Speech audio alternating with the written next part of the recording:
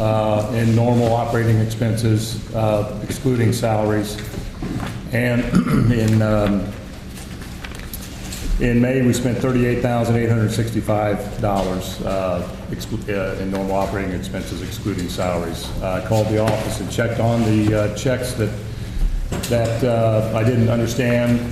As Michael pointed out, we do need a better system of detailed what we're spending that money on. So we can all see what that's being spent on and what that's being coded to. So if we could get with Shirley and have that, have that new software updated and a year comparison. So with that said, I would like to entertain a motion to accept the report of claims for April and May. So moved. Second. Okay. Motion's been made and seconded. All those in favor say aye. Aye. Opposed, same sign. I will wait on the 2018 budget, right, for your... Yeah, so we're actually going to bring in, we have Sarah Towers here from IUSPIA and with Indiana Lakes Management Society to give her 2016 water quality report and update. And she has her children in the car and stuff to do, so we'll go ahead and get her before we jump into everything else. I'd like to introduce Sarah. Thank you. Thank you. Yeah, hanging out with me today. So it's Saturday morning. If somebody yells "mom," I'm gonna hush for a minute. So we brought today The windows are down. but a summary report. This year, instead of providing you with the entire report that is very lengthy and includes the methodology and everything that we do, we've decided to update and include only a summary, and then what we'll give for the board to also put onto the website so that everybody can see is all of those different parts broken down into their subsections. So what we have is a summary of the results only. And I did forget to put page numbers on it, but the first page has just the temperature and oxygen profiles, and then the next three big tables give you a full breakdown of all the parameters that we collect and all of those results. So table 1, 2, and 3 for each of the different sampling events. So we sampled in May, in June, and then again in August of last summer. So then if you turn to page 5 with these summary tables, it's a little, or figures, it's a little easier to see and kind of see the seasonal change in the lake. So figure 3 and figure 4 show the seasonal changes at Riddle Point. So get to that. So seasonal changes at Riddle Point in the Epilimion, so that's at the surface of the lake. These measurements were collected, and what we see based on this is that the lake is changing all throughout the summer. It has more nutrients, more algal growth, and that's natural. So we move into a more eutrophic, more productive state during the end of the summer, which is typical and what we expect. And then the same thing is happening at Reed Point. So most of our values fall in what we consider the eutrophic or the highly productive category. And then if you continue on to page 7, what we can see on page 7 is some seasonal values.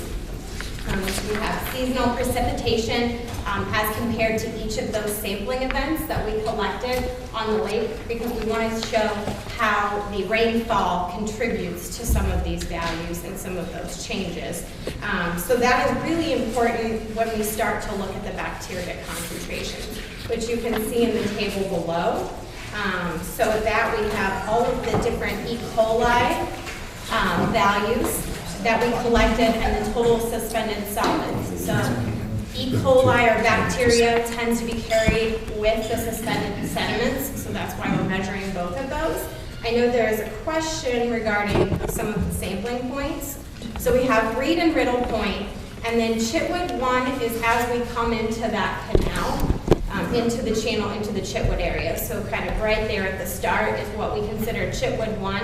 And if you continue along the straightest path heading in the east direction through the Chitwood Channel, Chitwood 2 is right there. For this summer, we have added some additional sampling points in that area. We are also sampling within the channel. So I've been walking out onto the point, so anybody who's from that area may have seen me wandering around quite a bit this summer already. So I've been sampling in that area. We added an additional point inside of the channels, and then we have also added sampling of the incoming tributary into that water, into the Chitwood area that's coming from across the street. So I've already been out there during the high flow event, the really large rain event that we had at the beginning of the summer. I was able to, or this spring, I was able to capture that. And then I've also been out already just this past week, also to sample. They're fine. I apologize. So what we see is that during base flow or normal conditions, and the bacteria concentrations were relatively low last year, which was really good. In other summers, we've seen them much higher during those same time periods. The storm event, which is very typical of all Indiana waters, is to see that increase in bacteria concentrations during a storm event. So we see that on July 28th when we captured after the rainfall. And there are a few extra sampling dates in here because a storm event occurred when we were supposed to be out lake sampling. We ended up getting stream samples and no side-by-side lake comparisons. So that's why you see a lot more values that don't necessarily match with lake values and stream values all at the same time. We've also added, so Knob Creek, which is outside where we were formerly sampling, was on the side beside North Shore Marina. So we have added another additional sampling point that is across the street where the two tributaries converge and go under the road. I think that is actually the area that's draining through there, so I've added that as an additional sampling point as well. So then if we continue on to what is page 9, or table 7 and figure 8, we see that the lake is in a eutrophic state, which is highly productive. But if you look at the Secchi disc trophic status, which is, we use a measure of water quality transparency to classify the lake into its productivity state or how productive it is. And we see that the lake isn't really changing much over time. So it's maintaining relatively stable as far as that goes, which is good. We do see some seasonal variation. The orange dots there indicate the late summer sampling when it's at its most productive state, so those are why it's higher. And then the other ones are the spring and early summer samples. And then if we continue on to the final page, we see the same trend with both chlorophyll and total phosphorus. And chlorophyll is that indicator of primary plant growth, so of the algae, and the total phosphorus is the primary nutrient driving that growth of algae in the water body. So that's kind of our summary. Due to some concerns last summer with the overflow pond across the road from the lake that had kind of a brown rust color to it, I actually live on North Shore Drive now, so I drive by that as well every day. So we collected a sample last summer and we saw a very high concentration of a known an algae that produces algotoxins. So based on that, the Conservancy has also asked that we add, or the lake managers, that we add an additional sampling point, that we begin collecting just a surface grab measurement from that overflow pond in order to track that as well to make sure we don't run into any issues.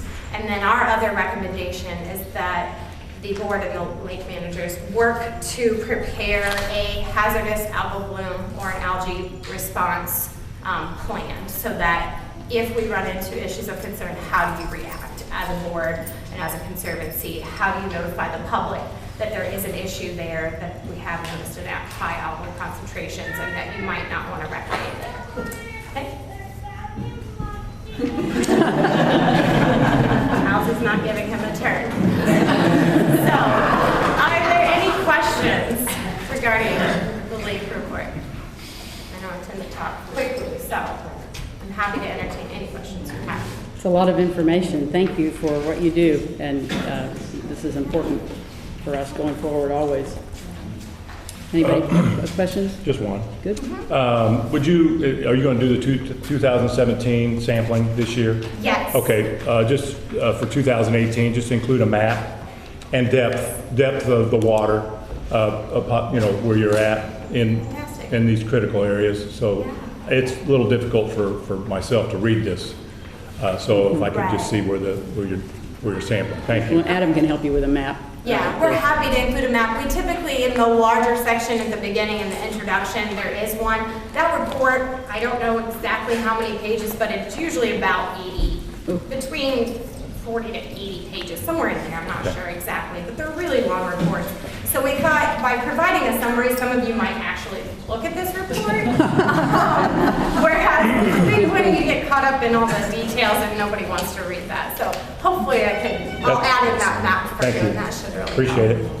it. And I do appreciate a summary report. I actually didn't read it. As a new member of the board, one thing that you might consider for next year's report is, in addition to the map, at the end providing sort of a conclusion.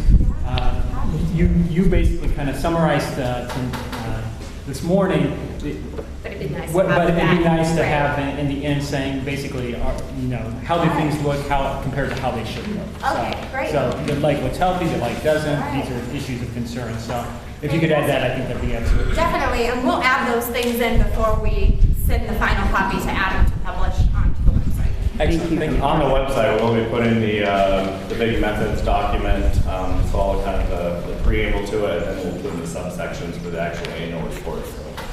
Will it be real time? Can we see what she's been doing with these other measurement points and stuff like that?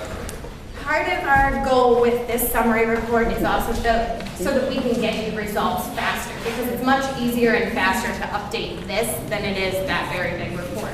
So we hope to be able to at least get them to you quicker. Real time, I'm not sure just yet. Not just annually. Yes, Yeah. not just annually. Hopefully we can get it much more rapidly back to you. So we have some of those results already coming in, and once I have those, we'll try to get those into a summary and get those out for you. Thank you so much. Why don't you get on with your Saturday and those little boys who need you more than we do. I apologize. We appreciate everything you do Yelling for us. background. All right, take care. Don't leave any of them here.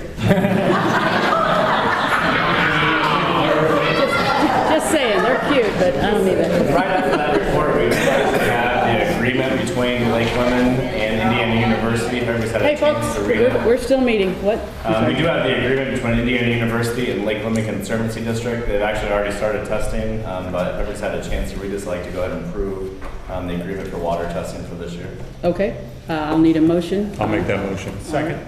Okay, it's been moved and seconded that we approve that agreement for the water testing for the upcoming year. Is there any discussion or questions? If not, all those in favor, please say aye. Aye. Any opposed? Motion carries. I think we're back to the yeah. treasurer. Thank you. for 2000, that, thank Justin. you. The executive board met twice in June to talk about a proposed 2018 budget. We went line by line to see areas that needed improvement and areas that really we didn't spend any money in those categories at all. So basically, the $250,000 levy will stay intact. We will not raise the levy in 2018. And the proposed so far, before we meet again, last year we were about $58,000 in the red. This year we're about $48,000 in the red. And that's a sustainable budget so far for 2018. And really, I'll entertain questions at the end of the meeting. There's really not that much. We have put some additional money in there for engineering, to continue the engineering on what we discussed at the open meeting.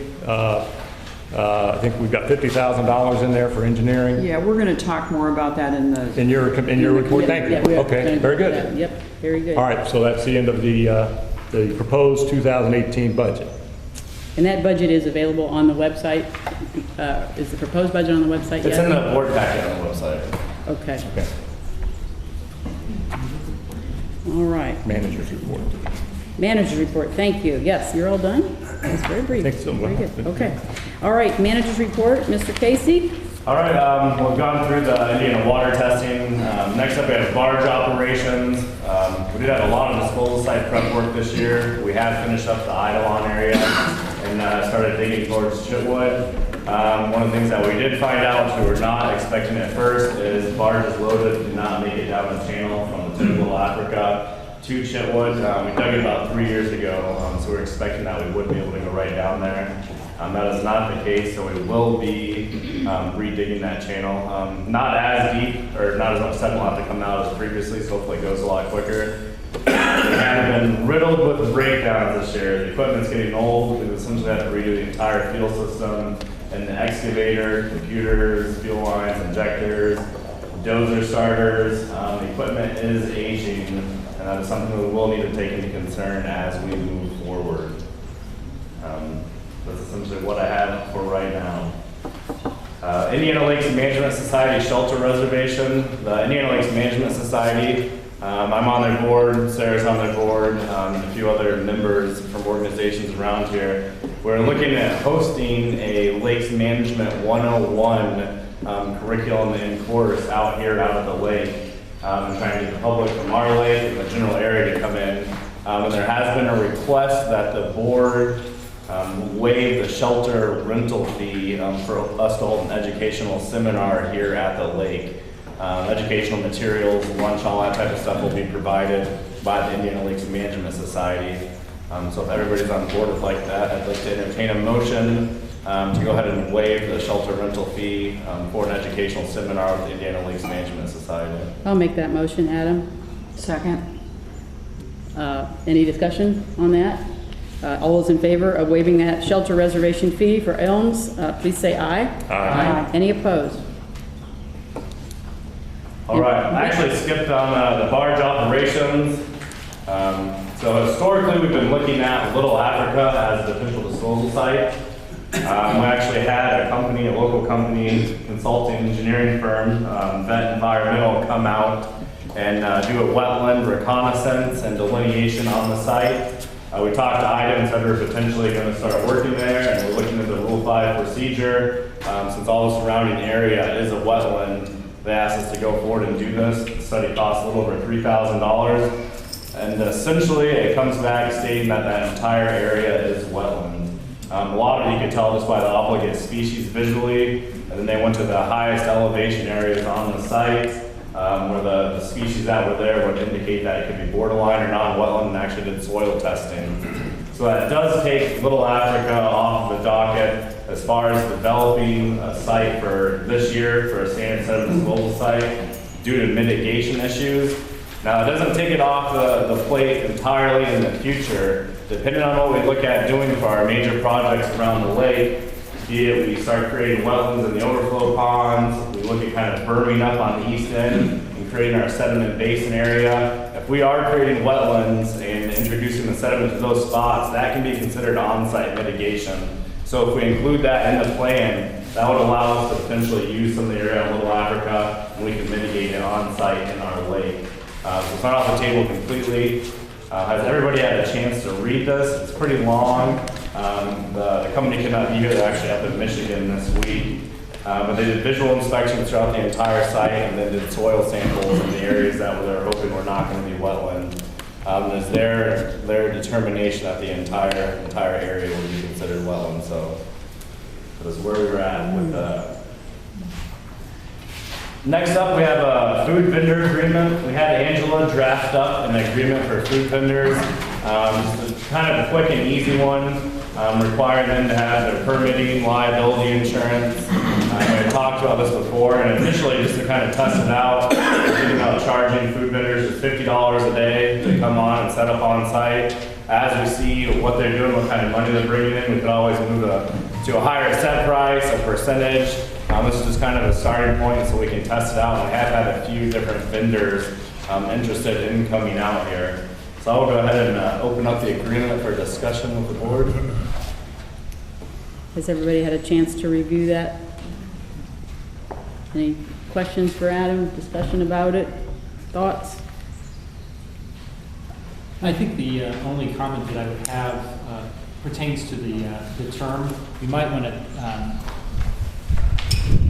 usually I'm looking at making contracts a little bit more time. This one, it read a little bit funny to me, and I want to make sure that staff would have the ability to work with the vendor to identify the dates that they can come out. So I think it needs to specify maybe it's through the end of the year at mutually agreeable dates. I can provide some recommended words, terminology for that, but otherwise, I think this is something that's worth pursuing. Okay. Okay, so you want to try to make those modifications, you get together and then, Yeah, so I'd like to say we go ahead and approve the agreement with the modifications that me and Michael will get together and work on to get the agreeable language in there. okay, I would entertain a motion for that. So moved. Second? Second. Thank you. Any other discussion? All right, it has been moved and seconded that we approve the food vendor agreement with agreed upon modification per Michael Klitzing. All those in favor, please say aye. Aye. Any opposed? Do we have anybody who's interested? We Yes. do, we already have Snow Cone Place and the barbecue place. But who motioned and seconded on that? I seconded it. I moved. Sue, yeah, Michael, yeah. Hi, Barb.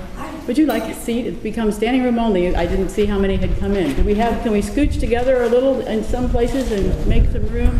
Like, kind of like church on Christmas Eve? Everybody scoot over a little bit? I don't think we have any other chairs in there, do we? No, they scooted over right over there. There might be a couple places over here. On this side. Hi, Jean. There's some spaces over there as well.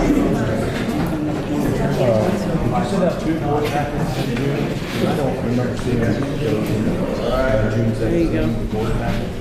Oh, maybe not. My board packet ends with the Okay, water test. let's resume.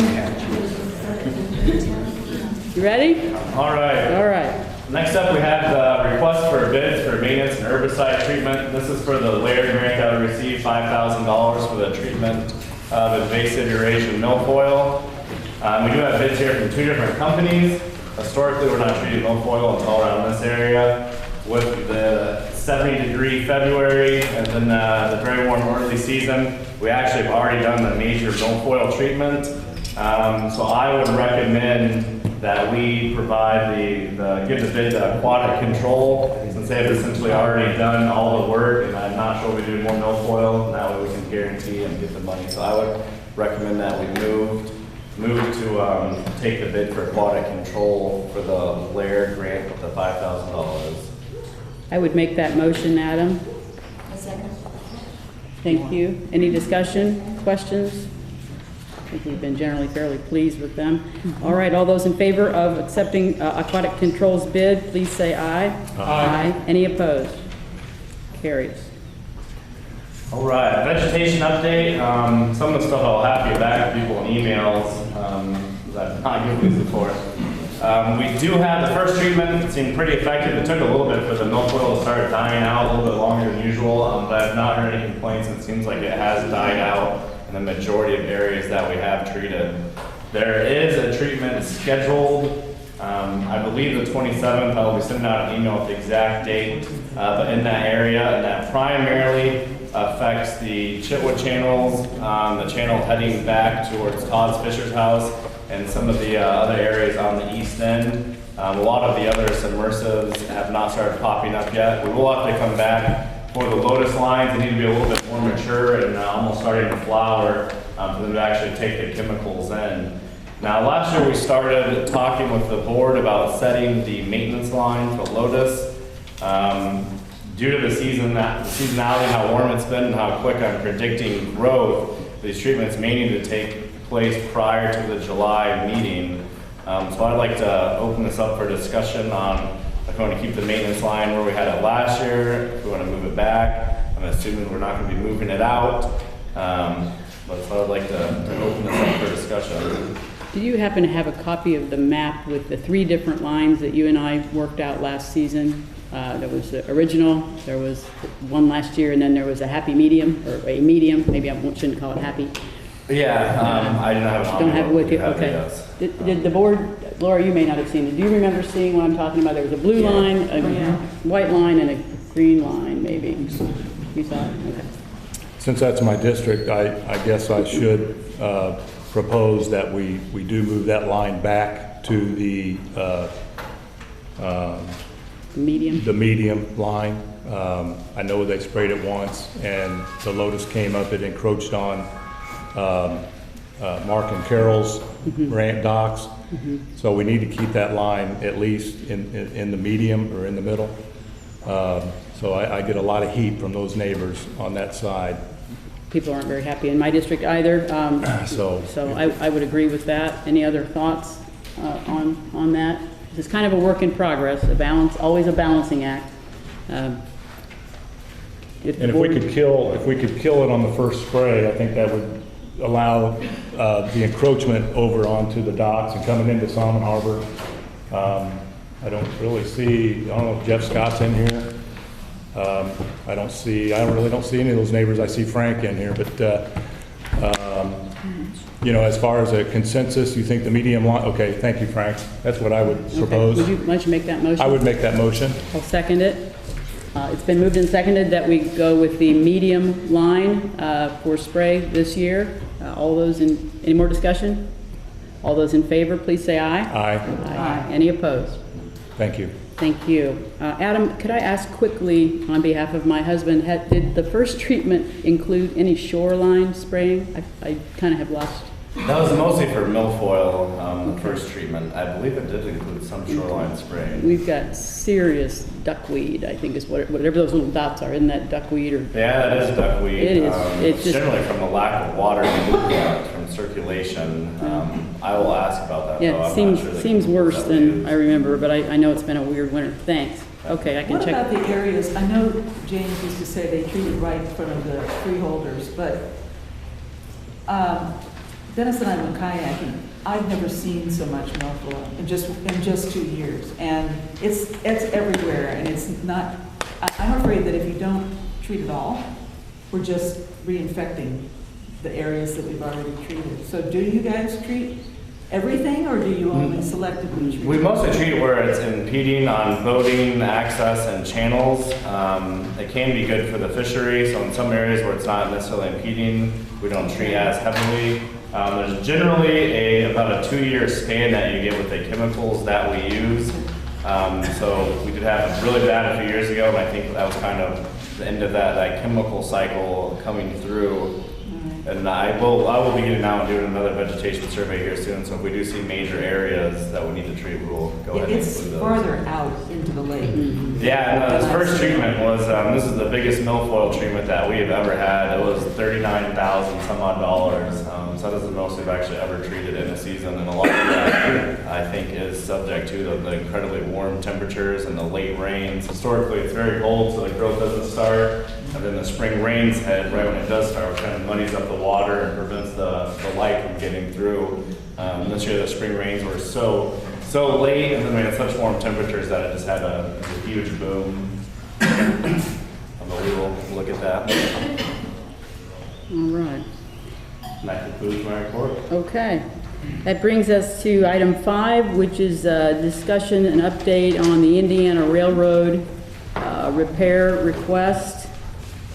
I think it might help at this point. Adam, are you willing to give a quick synopsis of events here, just so that maybe starting with the first meeting you and I had, and the request, and then the subsequent 2 meetings? I don't have the exact dates. That's the okay. railroad came in January, requested a drawdown. They did not indicate any critical issues at the time in the public meeting. So we said, no, let's push it back. Then we met with the city of Bloomington. That was actually, I think that was just me and Pam that time. And we met with Vic Helson, the director, John Langley, the deputy director, and their attorney, and discussed it. We kind of started hashing out plans, just what could we do, potential timeframes. Not a whole lot was accomplished in that meeting, more just trying to figure out what was going on. We expressed the need to not draw down the lake in the springtime, affect the whole season, and push it back till the fall. There was a little bit of pushback after that. Then we had another meeting at the CBU, City of Bloomington Utilities. We had Pam, Mary Jane, Laura, myself representing the Lake Bloomington Conservancy District. There's a handful of folks from IU, and then the people from the City of Bloomington Utilities again. I think the IU played a huge role. I'd like to thank Michael Klitzing. He had some contacts there that kind of got them on board to come in. And with their tournaments and their seasons going on early in the year, I think that was a huge factor against drawing down the lake in the springtime, potentially affecting this Big Ten sports area. So that just gave us a little bit more clout to push it off. That through some more discussion between the city and the city with the railroad. The city is very antsy to get working and to work with the railroad. There's an agreement from 1952 where the city is potentially on the hook for any repairs to the railroad. So they do not want to push out the date further than they need to, as they're responsible. We were talking about different options to the city, whether it be drawdown, whether it be blocking the culvert and pumping, whether it be coffer dams or essentially encasing the base. And the city said, you can do whatever you want. We are not going to pay for it. They're going to pay for the repairs.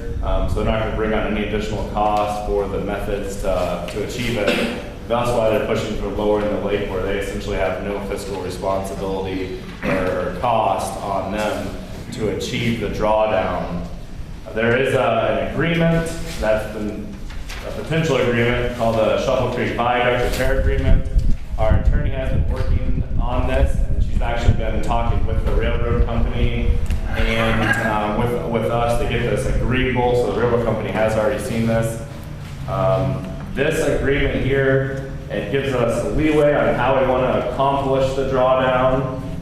They use drawdown as a defined term in here, which means getting the lake level to 628 feet, essentially 2 feet down in that confined area of the railroad trestle, not necessarily the entire lake. So it leaves the methods up to us, but it does include a date where in the agreement it says that we will use our best efforts to provide access no later than September 20th, 2017. And that was what the city had agreed already with the railroad. They would be able to start on September 20th. The railroad had agreed on that and started scheduling their equipment and their plan for work and construction. So that is why it's been in here, and I know it's kind of one of the hot topics of this. So essentially now there's been kind of some back and forth between us, the city and the railroad, and our attorney and the railroad. The railroad is pretty standoffish with supplying details, not only to us, but I believe to the city as well. So they're still pushing for the September 20th start date on the work. And I believe that kind of gets us to where we are. It does. I did have one conversation. Is John Langley here? I did not see him come in. John is the deputy director, as you probably know, of the City of Bloomington Utilities. And I did reach back out to him when there were concerns about this being too early. We had attempted to discuss maybe pushing it off another few weeks into October. There is a regatta. The Dale England Regatta is in September. No, not Dale England. This is the Bloomington Yacht Club. Yacht Club, I'm sorry. I just went by that sign. There is a regatta in question in late September. Anyway, I did have a phone conversation with John, and I got no flexibility as far as going later into the season. So that's kind of where we are. I had hoped he would be at the meeting today to answer some questions that the board has had. However, I guess he did not make it. So that leaves us as a board, I think, with this agreement in front of us. I would entertain discussion about where we are, questions that we may or may not be able to answer. I can go back to him again, and we'll do that. And I know Mary Jane said she would be willing to accompany me. So tell me what you want to do. I just want to clarify that if we, Adam, you said the 20th, September 20th, I want everyone to understand that we're really talking about opening the gate the first, right after Labor Day. Right after Labor Day, September Yes, 20th give would be them the construction start date. Yeah. So essentially, we would provide them access where they can start on September 20th. So depending upon the methods, say we do end up doing a drawdown, we would essentially have to start a few weeks in advance of that. How hot the summer's going to be, we'll look at the rain, and potentially we could already be down close to 2 feet. A few years ago, we were down 2 feet by that time in the year. But yes, that is the start date, so everything will be already in place to provide access. So I would like to know, we have talked as a board a number of times about the possibility of alternatives to the drawdown, and are we still going to pursue those? Do we have any more definitive information about costs?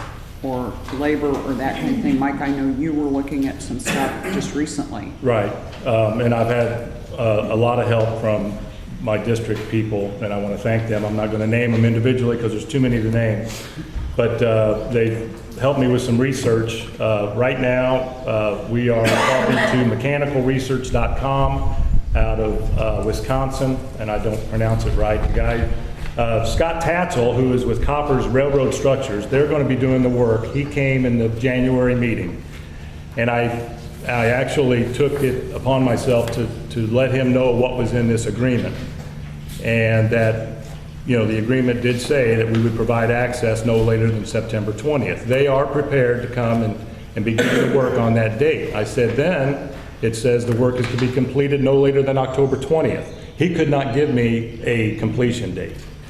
So, and with the absence of John Langley here today, that tells me that really we still have no cooperation from the city. In order for us to block the culvert, put in a culvert pipe dam or coffer dams around the lower portion of the trestle, we need the city of Bloomington to assist us with the pumping of the water out of the pond. I would propose that we hold off on this agreement till we have the answers to those questions, specifically from John Langley. If the board would allow me to call John Langley and get the answers to those. I'm in good conversation with Scott Tatzel, who's going to be doing the repair on the trestle. I have an agreement in principle with him that we can draw down the pond. And I have a very good conversation with Mechanical Research about blocking the culvert with 2 bladders. I'm waiting on a cost for those. I will mention one name. Sandy Kaplinger has followed up with some research, and she's given me some information on a gate to put in front of the culvert. So we are working on that, but we have no cooperation, in my mind, from the city. And again, John usually comes to these meetings. Mm-hmm. And with the cancellation of that meeting in May, it just leaves a sore spot with me. I'm sorry, but there's something going on. We're not getting all the answers. So either I can call John Langley, or Pam, you can call him and have him call me. I think we're close to being able to draw down the pond, but we need their assistance in that. We need to know how many GPM the pumps will pump. Okay. We need to know if they'll man the pumps during a 24-hour period, because that's what Scott Tatzel said. Scott Tatzel doesn't even know what length of, how much repair is needed, because they really haven't been in the pond, and they could not go below the water depth to see. Right. He says, Mike, I don't know if I need to pour concrete. If I need to pour concrete, that water needs to stay out of the pond. So very good conversations with him. He's the guy that's going to be doing the work. I would say hold off and at least till July until we get some of these questions answered. Well, I want to applaud you, Mike, and your district for that kind of research, because I think that's what we're somewhat left with. Michael made a good point about the agreement, and if Angela is saying we need this signed for liability purposes, then that's a good point. But I don't think we have no liability right now. Right. But they've told us numerous times it is not unsafe. So they will hold the weight. And to rush into this agreement today, I think, with these dates, is problematic. Okay. Michael, you have some thoughts and are kind of representing Les on this too, who's had some. Yeah, I agree with Mike in that I don't think it's pressing that we have to sign it today. I mean, we have a inspection report that was filed with the federal government that says the bridge is safe to use. So unlike some people representing the city that have suggested that maybe the train could fall off the tracks, that's, according to their own safety report, not going to happen. So I don't think we have any immediate liability to the Conservancy District.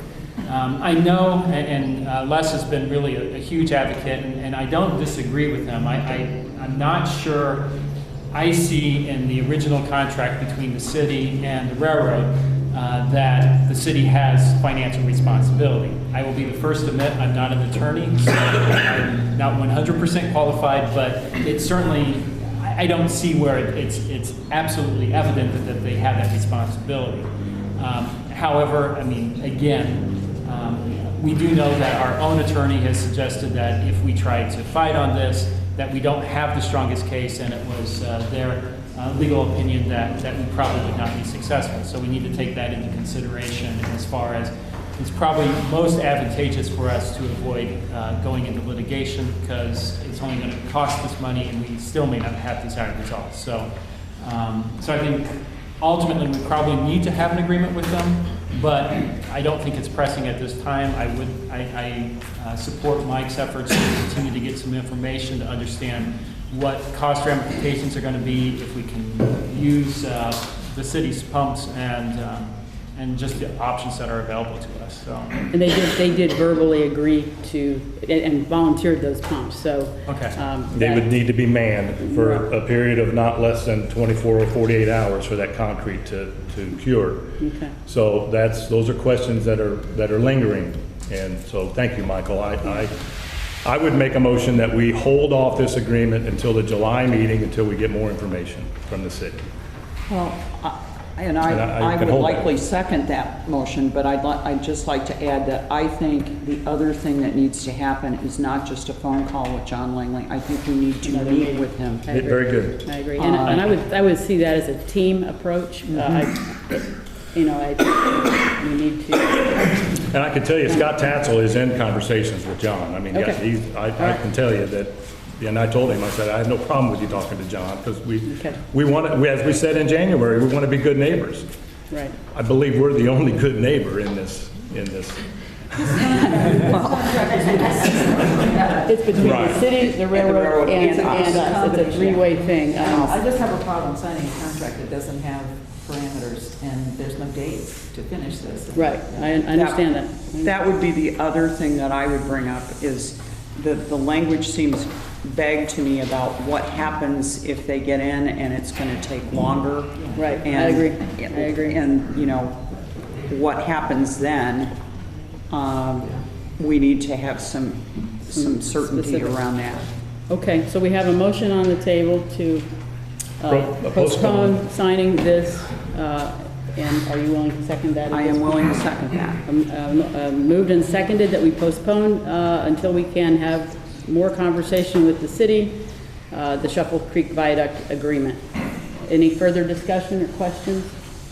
If not, all those in favor, please say aye. Aye. Any opposed? All right. We'll work out Thank some you. times. I'll contact the city and we'll get that rolling. Okay, Mary Jane, it is your turn. Strategic Planning Committee update. And what a wonderful meeting in May. Thank you. The meeting of the SPC is fresh in my mind because it was just yesterday afternoon, but I'll be brief. We did a brief recap yesterday of the May 20th meeting, and I would just say to everybody, if you were unable to attend that meeting, there is a link on the website now to the Community Access Television station, and you can watch the entire meeting if you want. Also, WTIU did a very nice piece about Lake Lemon and the issues that we're facing that is much shorter than the meeting, but it captures basically the same information.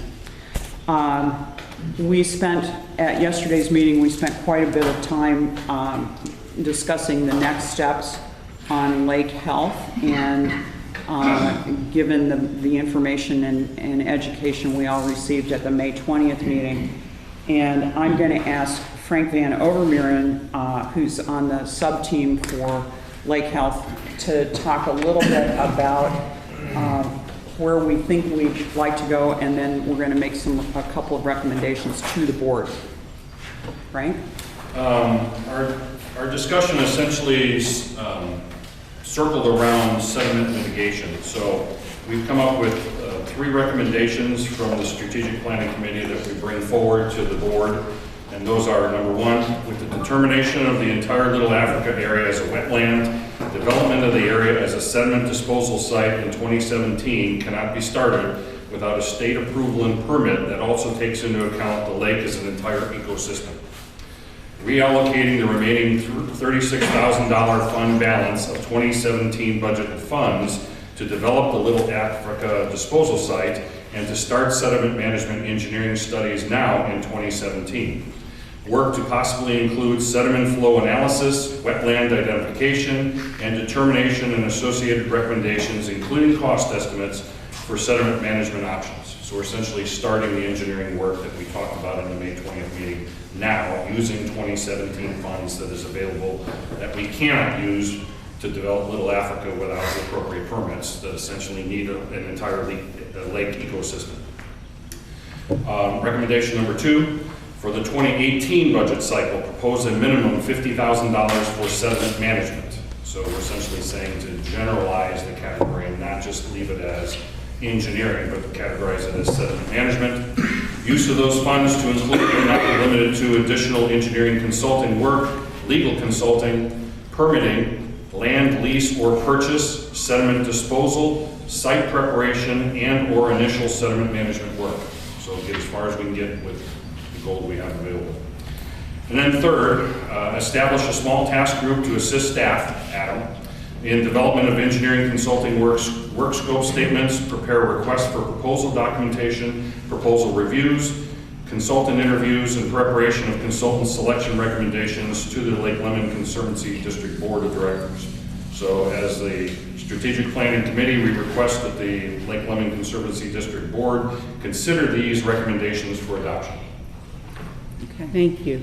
I might also add, we had a good discussion yesterday in that meeting about information that has already been gathered, and ongoing work is happening to not pay for things that we already studied.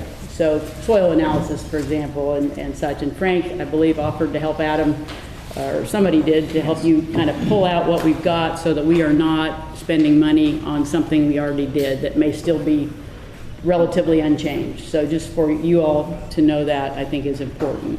Yeah, in the early 2000s, around 2004, 2005, prior to us starting the sediment removal project, a lot of work was done with Commonwealth Engineering, looking at disposal sites, sediment issues with the deposition locations, the flow size.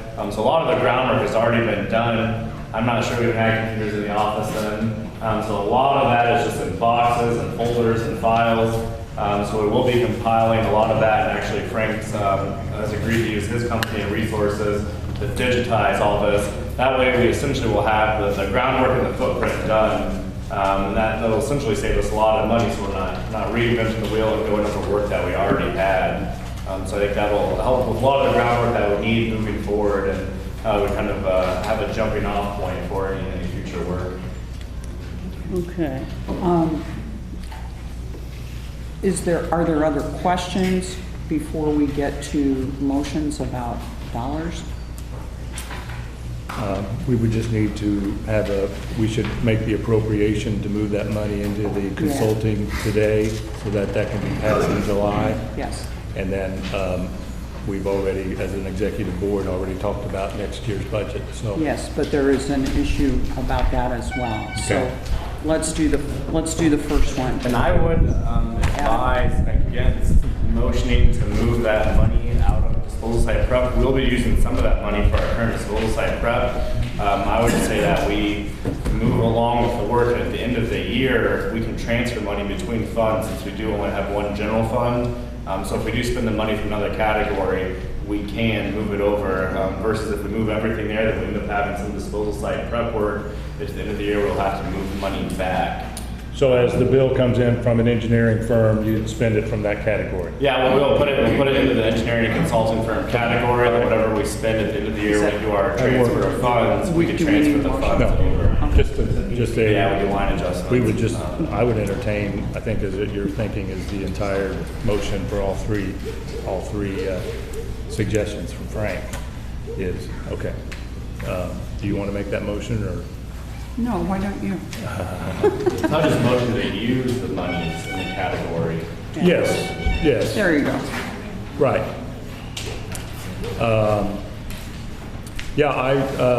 Based on Frank's very fine report, I would make that motion that we use the funds out of the Little Africa category, the $36,000 remaining funds for engineering work in 2017, that the executive board install $50,000 for engineering work in 2018, and that a small task group is formed to assist Adam in making a consultant recommendation for 2018. Okay? That's my motion. I would second that. Go Oh, ahead. you're, Hey, your category. Go ahead. okay. Go ahead. The motion has been seconded. Is there any further discussion? All those in favor say aye. Aye. Opposed? Motion carries. Nice work. Thank you. Mary Jane. We also, do we want to talk also, Adam, about changing the budget line, or do we need to do that later for 2018? Yeah, that can really just be a recommendation now, since we're still going through the budgeting process. There's the $50,000 that I put in for consultant engineers.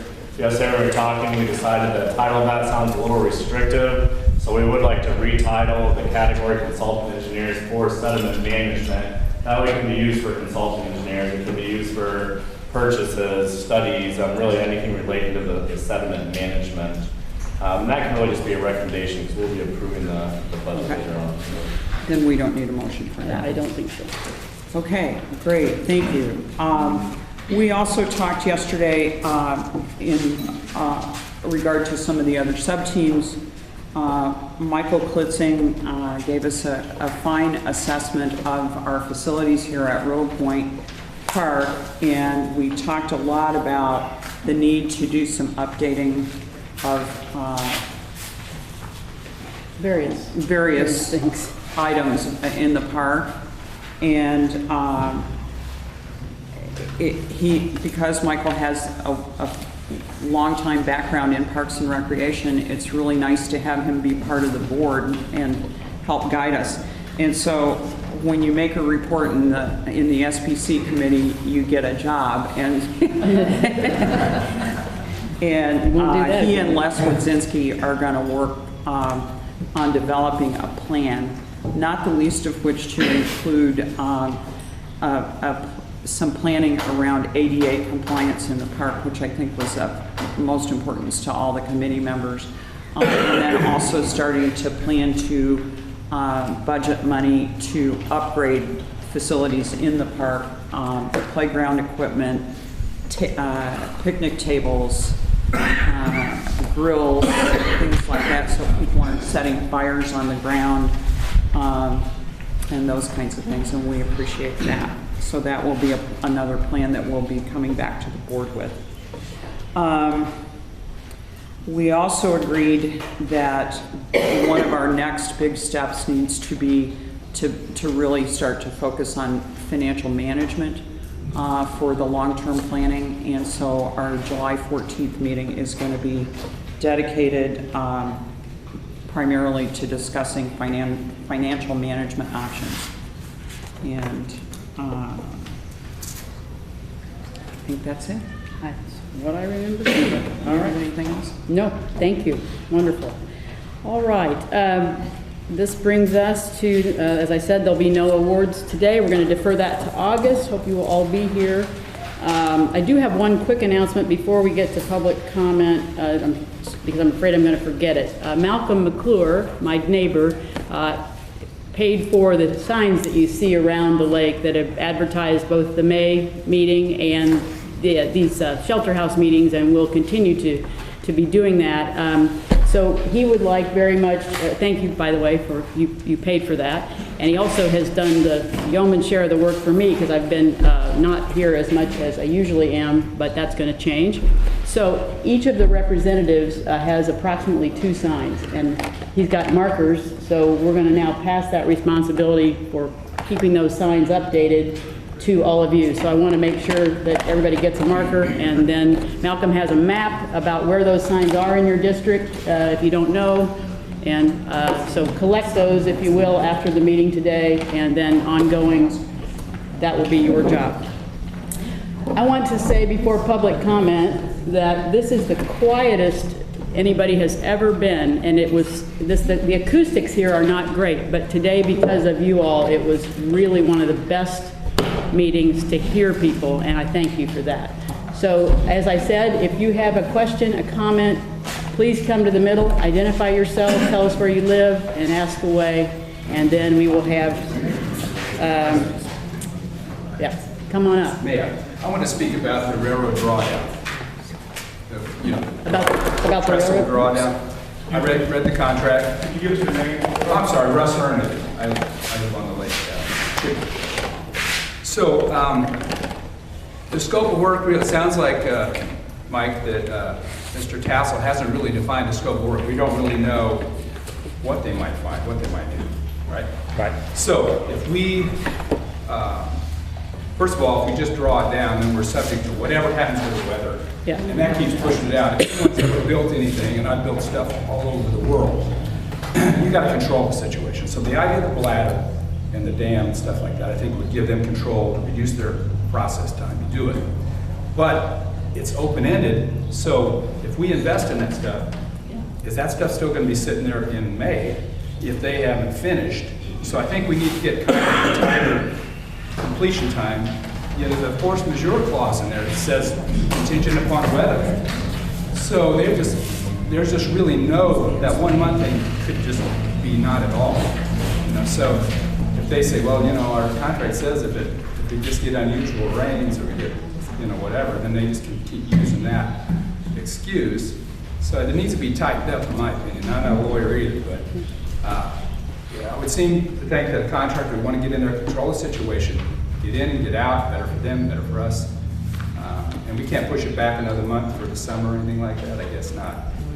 So we did attempt once, but we will go back. Yeah. Also, I might, to your point, I did outline for them in our bigger meeting, to Mr. Kelson and the rest, that the drawdown is in no way a reliable situation. I mean, I don't know how to make them understand that because they don't live on the lake, but I said, this keeps me awake at night.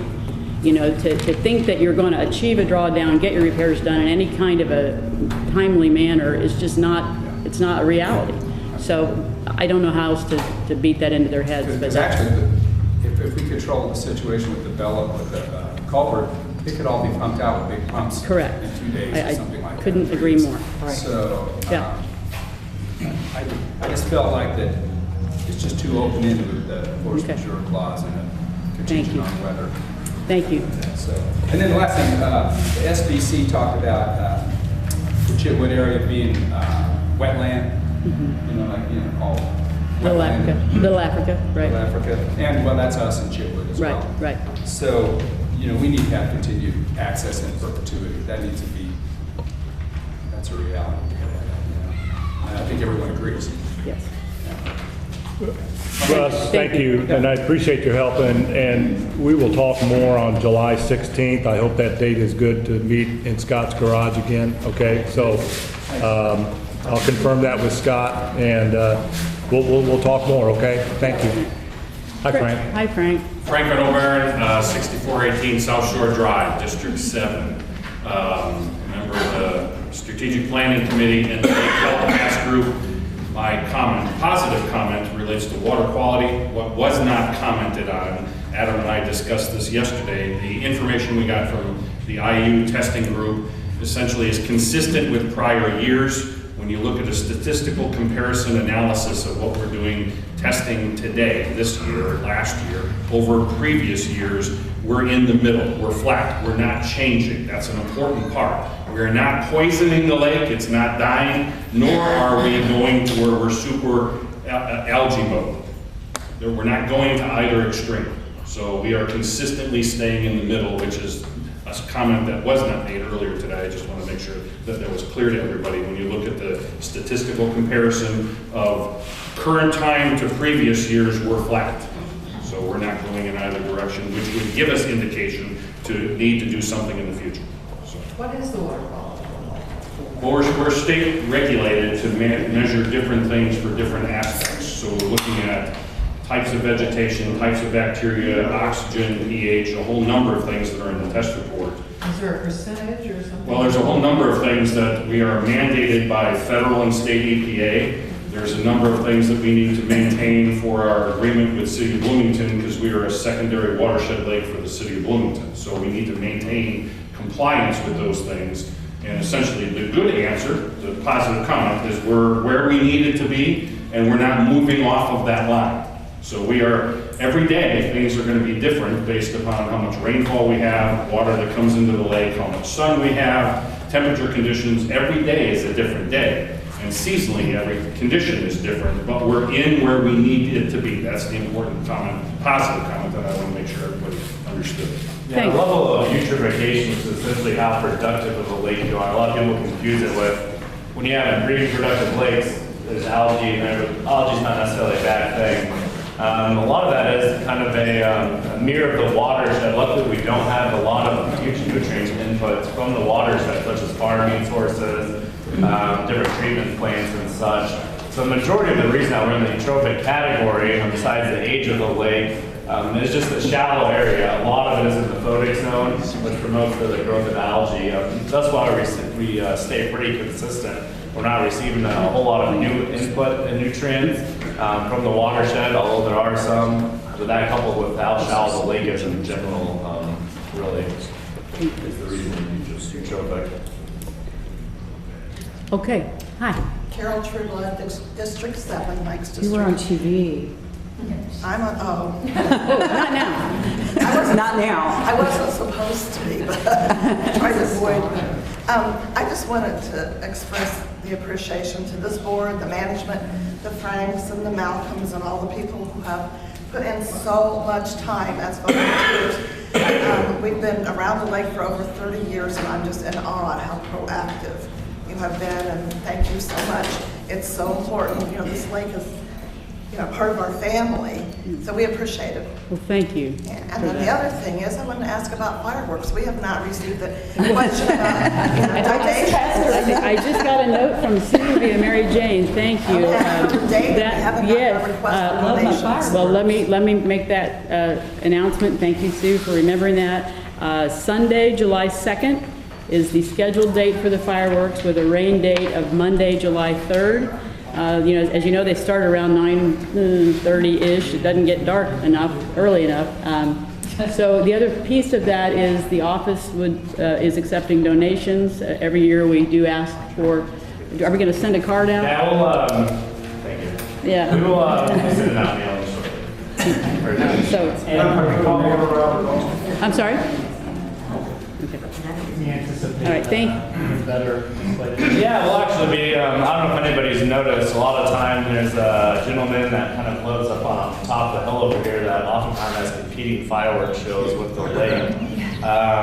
He also does, him and some of his friends, they have they're a legit company, but they do the Monroe County Fireworks, Paoli, and a few other different large companies around here. So we will be giving them a go, and from what he says is that we should be pretty impressed with years past compared to what he's gonna do. There's also talking on the feature to take a look at this, and he says 6,000 to 6,500 really pushes right on the threshold. Some of that is overhead, so he said if we even push closer to the $8,000 range, we'd be more impressed. But of course, that's more money. Sure. So we'll be excited to see the new operation and the new guy. So hopefully everybody is pleasured and impressed with the show. As I've said before, and I'll say it again, it's my only second favorite night in the whole year, next to Christmas Eve. I love it. and that there's no politics on 4th of July weekend. Is the boat parade part of the... Oh, I don't know about any boat parades. I just received yesterday, that is not put on by the office, but I just received yesterday the flyer for that, and we will go ahead and we'll forward that out to the lake. The boat parade is on 4th of July, not on the fireworks day. You know what the theme is? Thanks for that. The theme is pirate. Thank you. Whatever it's called. Pirate. Arr, matey, arr. All right, you've been very patient. I'm Carol Walter, 7650 John Young Road. Hi, Carol. My comment is about the trestle repair, and I'm sure this is too late to be brought up. But my comment is that the railroad could do their repairs in coffers. And if they did, then the problem with the rain situation or all these other things that we've been talking about would be mitigated. You said you can't beat it into their heads how much the lake fluctuates with rain. The reason you can't beat it into their heads is because if the drawdown happens for the whole pond, which it seems that it will, the cost of doing so is borne not by the railroad, but by us. Absolutely. Now, I remember a few years ago, my husband and I had owned our property on the lake for 24 years. A few years ago, we had a really, really wet summer. And our finances were in terrible shape because people didn't come out and use the lake because of the weather. We bear more cost than just the cost of doing this drawdown program. We bear the cost of what this will do to people being able to use the lake as they see fit. Absolutely. And so, like I said, I know that this comment is probably too late to go and do any good, but I mean, as you said, we're being good neighbors, but I'm not thrilled with the idea of paying for something that Indiana Railroad should be paying for. I understand. Just to I understand. be frank. We don't disagree. We don't disagree, and I don't think you're too late, and your concerns will be duly addressed again as best we can. That's all I know to do is keep I understand, going back. as I said, I know why you can't beat it into their heads. Yeah. Because they don't want to pay the cost. I know. They want us to. It has felt a lot like playing a card game where you don't know what all the cards are, to be perfectly honest. And the things that aren't, questions that have been asked that haven't been answered. I mean, I'm not pointing fingers, but it's just been a very difficult scenario. Well, and another solution might be, if you can't get them to do coffers or something else, say, okay, if the work is not done by April 1st, then it will have to wait another year. April 1st is when our rainiest season starts. Right. So if it's not done by April 1st, then they're gonna have to come back the next year. And if they don't, it's common practice within the building constructions to charge a fine for every day that they don't do it by April 1st. Okay. Good idea. Well, thank you very much for your comments. Appreciate it. Just a note on the fines, under Indiana law, as a governmental entity, we can't do fines, but we can do mitigated damages. So it's a terminology, it's the same thing, but Okay. liquidated damages. Thank you for your thoughts. Hello, I'm Spencer. Spencer Ryder from Spillway Drive. I've got two questions. One, the environmental study on Possum Trot. Did we ever do a similar study on the other disposal sites? What was the question one more time?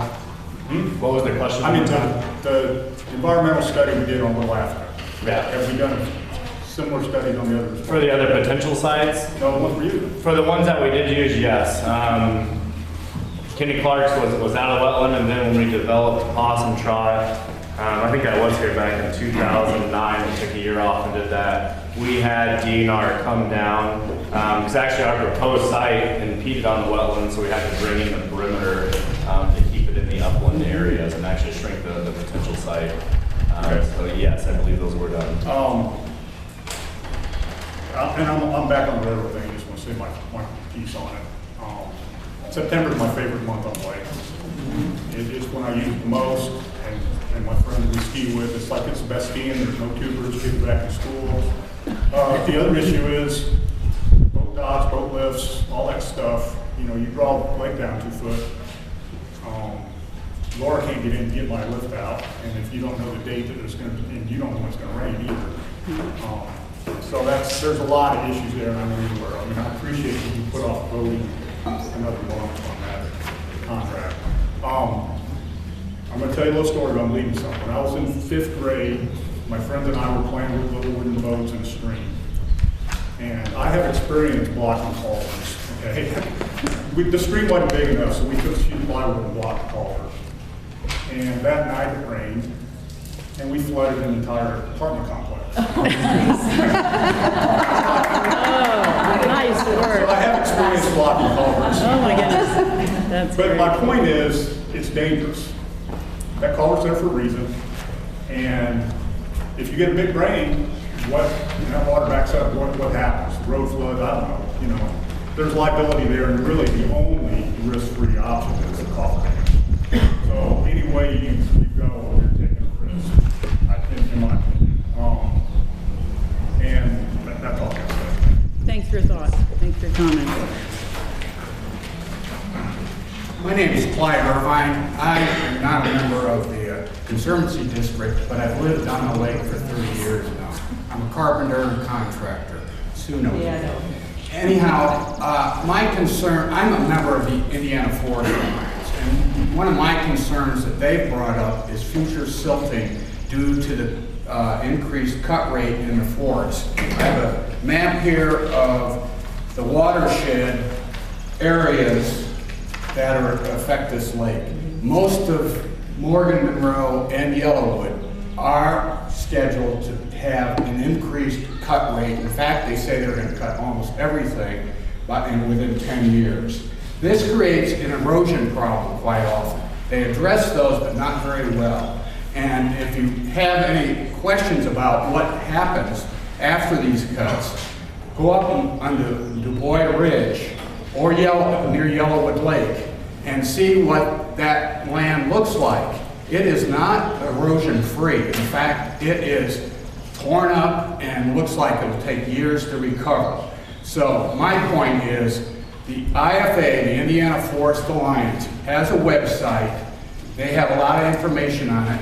They are credited with saving Crown Hill, by the way, up in Indianapolis. So anyhow, what I'd like to say is it's worth investigating the website that they have and get more information on the impact that the present forest plan has. Now the IFA, I'm not to get into politics of this, but the IFA is pushing for a law to save 10% of old growth area.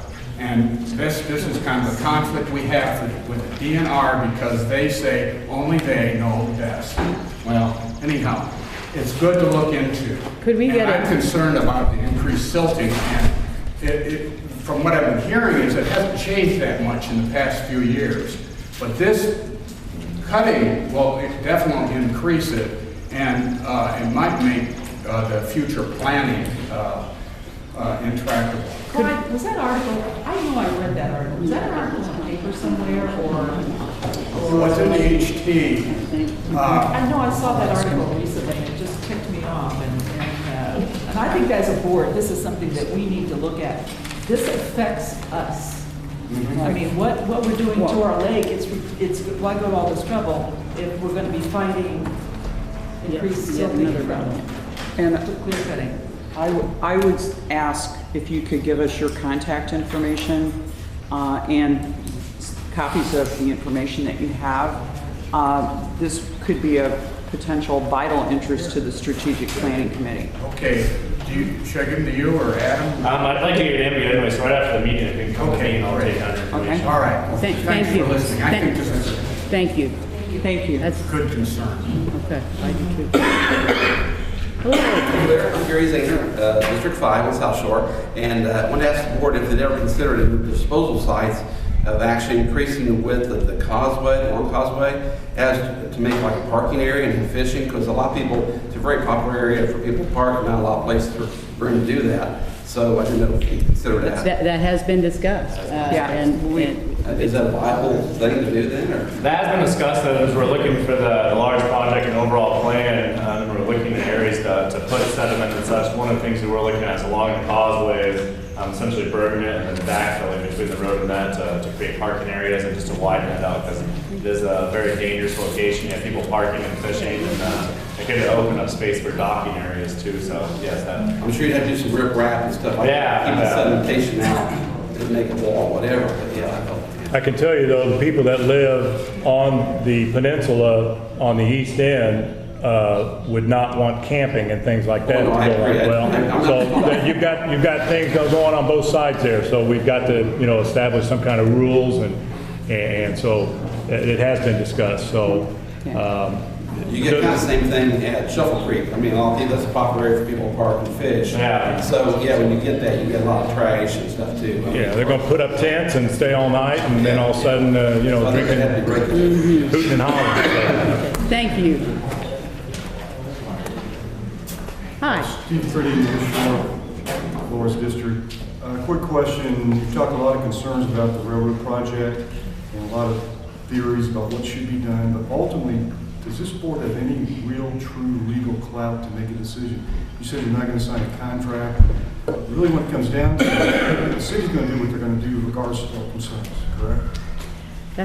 I don't know. I can tell you that we could sign this contract today, then they could send it back. I mean, that's the way, you know, contracts work. So, and I think they would send it back. Even if we signed it today, I think they would even send it back. The level of authority is virtually zero here, correct? I don't think so. No, I don't think so at all. I think that we have just as much authority leasing this lake from the city of Bloomington. That's why they came to us. I think in January when they came to us, they were shocked that we turned them down. Yep.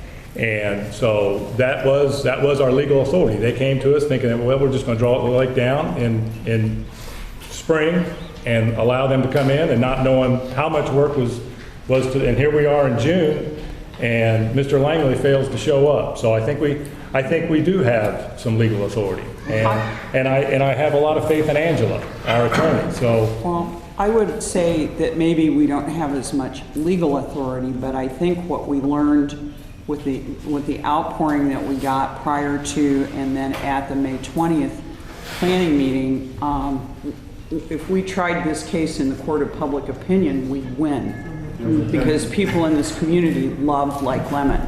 Okay. So I think Mike's partially right, but I also think we have a great freeholder base that's supportive, and I think we have a lot of support in the city of Bloomington, not necessarily the public utility. But with that in mind, we are going to continue the talks. I mean, that's Right. we need more information. Again, as we said in January, in the January meeting, Lance said the same thing. We want to be good neighbors. And we said, what was the safety concern? And Scott Tatzel said there is no safety concern. What is the immediate need for you guys to want us to lower the lake? There is none. Those were all said in January. And then they came back with the force majeure. And so this is why we're struggling with this, and we're trying to get some answers. And we're going to get the answers. Coffer dams are a good idea. We're looking at coffer dams. 2 people said coffer dams. I got it in my notes. If you know someone who'll put the coffer dams in, I would. My email address is on the website. Okay, thank you. Thank you. Hello. Good morning, my name is Art Holden. My wife and daughter and I have been 30-year residents over on the end of Spillway Road. 2 things. Number one, in regards to this whole railroad situation, you know, I mean, it's a business situation, and also it's a practical repair situation. I think engaging with the railroad company as well as the city of Bloomington in a 3-way deal to negotiate a solution that's good for all parties is what we should aim for. To the railroad part is that railroad guys have done this for a long time. They should know what kind of risk they face in projects, and there's an unknown here. As long as the work that they need to do is underwater, not visible to them, that's a time thing. They might need more time to do that. But you can put that in a plan, and you can put that in the contract. So I think working with the railroad to quantify the risks that are there and how you would mitigate those would be a worthwhile thing. Because when you can describe a risk, which is a future event, you can look around, what can we do about that? And what would we need in order to deal with it? But it's not pushing back on them saying no, it's figuring out some practical realities of how do you build the contract situation so they can do what they need to do, and that we on the Conservancy side can avoid doing something like lowering the lake. Now, item number 2, I'm really encouraged, having attended the May meeting about strategic planning, because I think that's really the smart thing to do.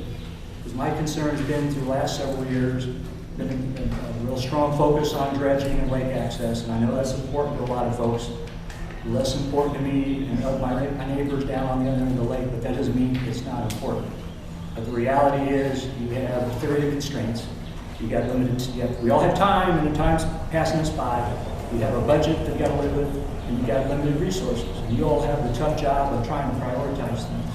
With the strategic plan, that is the end result of fact and thought and prioritization, and then not responding to the immediate now. Because we all have needs and wants. We all want stuff done. It's even great when somebody else does it and pay for it. You know? If you get that, wonderful. I'd love that sometimes. But the practical is we all have to work together as freeholders and understand that when the board prioritizes and does stuff, that things will get done. The hard part is what are the priorities. But thank you all for going down that path. I look forward to seeing what you. Thank you. Thank you for your comments. Appreciate that. Just one more, maybe the last one. My name's David Walter. I'm over on John Young Road. And before this meeting last night, I got on their website to get them, download the information, look it all over. I found a button called Images. There's only one image. I want to tell everybody here, we need an easy way to send you images to get on that website. Because I know there's a lot more places around this lake that have beautiful sunsets, sunrises, and everything else. Great sunset. And we'd really like to find out, you know, last night I had one, I'm going, well, how do I send it to you guys? So that's my comment. Thank you. We would really encourage people to, if you have good photos, and I know there's a lot of historical photos too from people that have been on the lake for generations, email those to us. We would love to have them.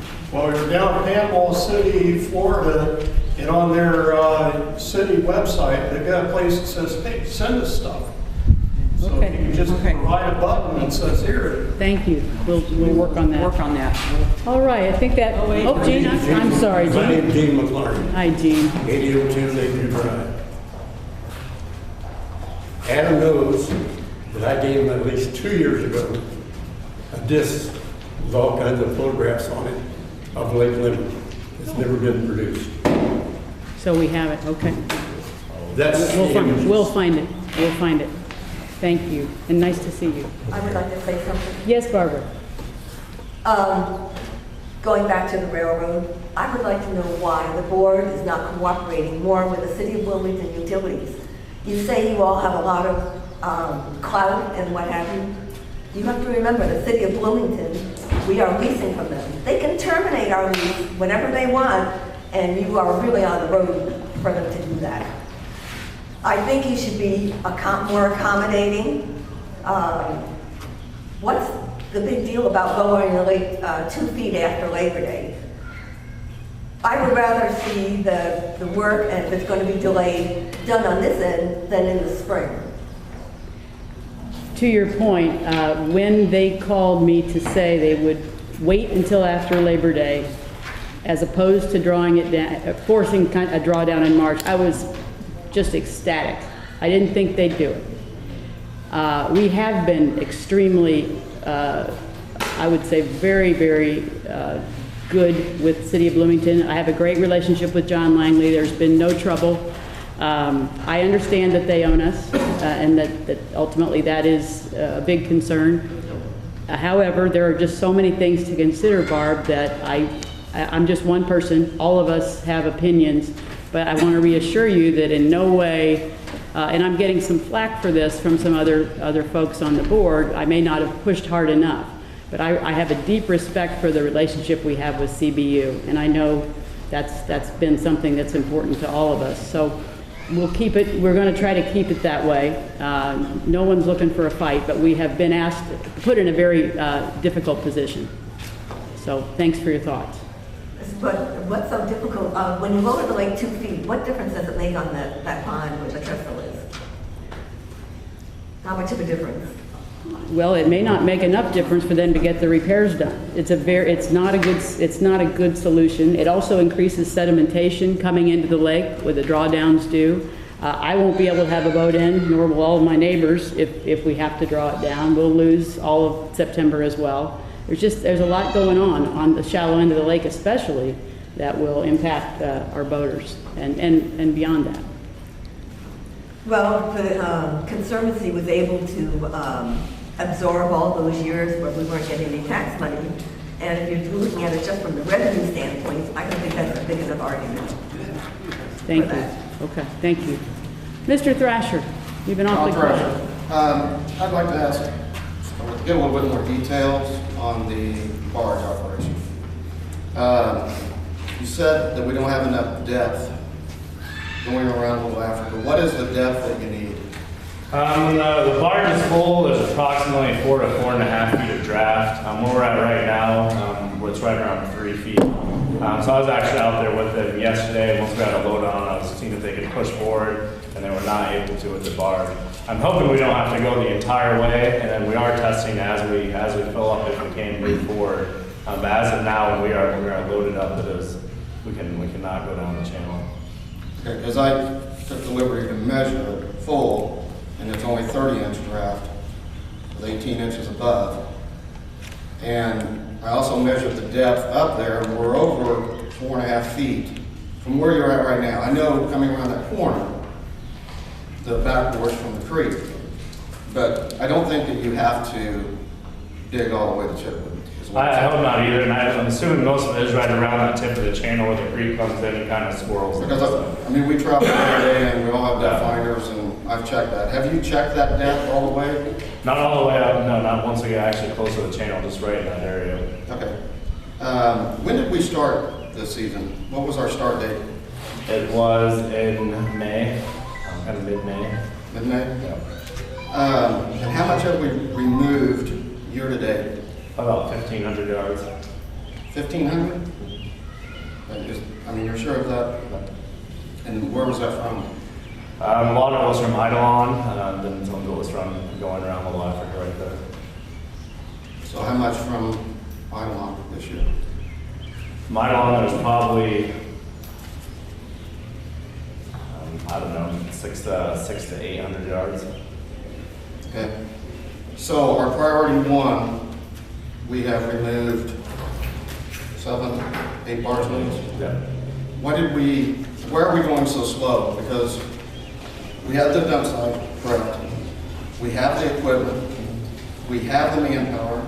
You said earlier we had the warmest spring ever. We had 2 major rain events in May. Why? It's my question and everyone else's. I mean, a lot of it's just been equipment breakdowns. We've been down almost for 2 entire weeks before redoing hoses, redoing our fuel lines, injectors. And when that happens, we have to call up the Komatsu people to come down and wait for them to get down. And so there's been a couple weeks of this downtime. Okay, and the small barge, we have the equipment for it? Yeah, the small barge is ready to go, and so we can do it. And actually, next week I want to see if we can, in fact, get the small barge up that channel. And potentially we could just leave the big barge in the creek and unload there. The good news is the small barge is new. So if we can get to it, to using it, then these breakdown issues are, hopefully, I mean, I guess there are always bugs and new things. It's not me this time. Year to date, this time last year, we had to remove 30+ water loads. And I just, everything was perfect this year, right? Breakdowns, we had breakdowns last year. I just really am questioning the delay and why we're so far behind, knowing we have a deadline of a possible drawdown with this railroad issue. So our season is going to be shrunk, and weather is always an issue. I just question, and I hope you're planning on backup crew, lead crew, or whatever up there digging every day. The backup crew was out yesterday, correct? And Yes, it's scheduled for next week. That's another thing that actually we'll be looking for more people again. We just lost our head pushboat guy who joined the union, the operators union. So we do have some openings now too, so we'll be going back to people and trying to get them on as fast as possible. Backups to backup, yep. Anybody else? Anybody hungry? Yes. Okay. A couple of quick things. I want to mention that the next meeting will be July the 22nd, right here again at 10 a.m. Also, I'd like to wish a happy Father's Day. Thanks for that reminder to all the dads in the room. And with all of that, I would entertain a motion to adjourn. So moved. And a second? Second. All in favor, please say aye. Aye. Any opposed? Thank you. Let's eat.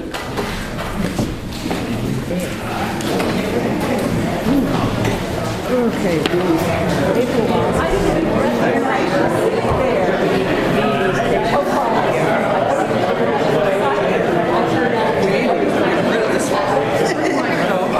Excuse me, did you get the award recognition?